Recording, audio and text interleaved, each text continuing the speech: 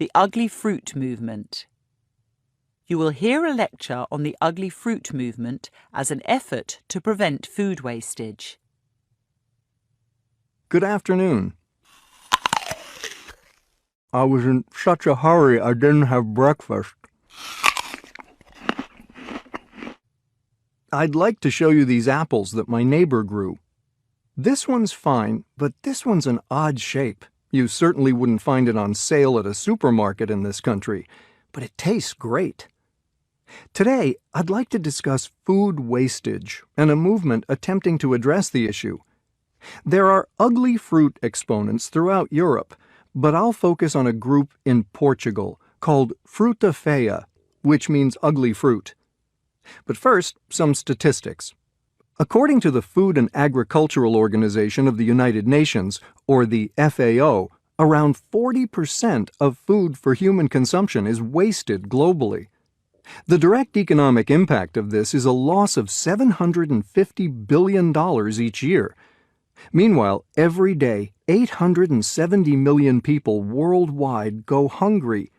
The environmental effects of food production are also astounding. In the U.S., it's estimated that the transportation of food uses 10% of the total U.S. energy budget. At the same time, food production consumes 50% of our land and 80% of our available fresh water. The single largest component of solid municipal waste, around 40%, is rotting food, and the gases that produces increase global warming. Surprisingly, food wastage in developing countries is as high as in developed ones. What differs is where the wastage occurs. In a country like Bolivia, Laos, or Zambia, food loss occurs after harvesting and during processing due to inadequate storage, poor transportation infrastructure, and warm climatic conditions, whereas in the developed world, wastage occurs at the retail and consumer level. Consumers seldom plan their shopping, which leads to overpurchasing, or the enormous variety of supermarket food encourages impulse buying. Furthermore, consumers are strongly advised by regulatory authorities to dispose of food that may well be edible, but which has passed its use-by date. This overly cautious labeling with use-by dates is something Fruta has campaigned against. The complex food rules of the European Union began in 1992 and have fueled great discontent, especially in the UK, where journalists famously lampooned bureaucrats for banning bent bananas and curved cucumbers.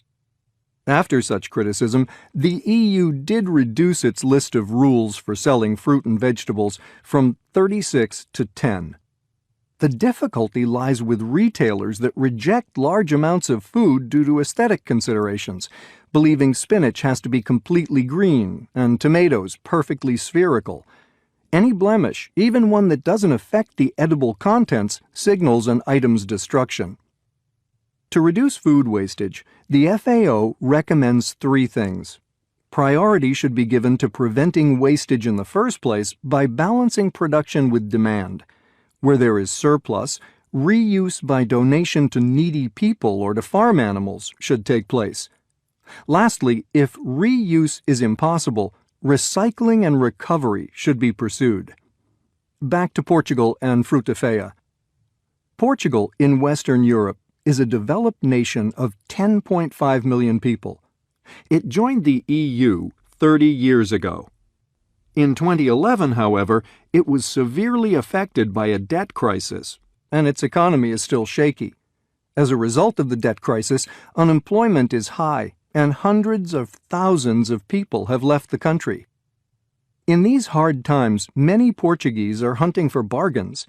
So enter the cooperative Fruta, set up in Lisbon in 2013 by Isabel Soares.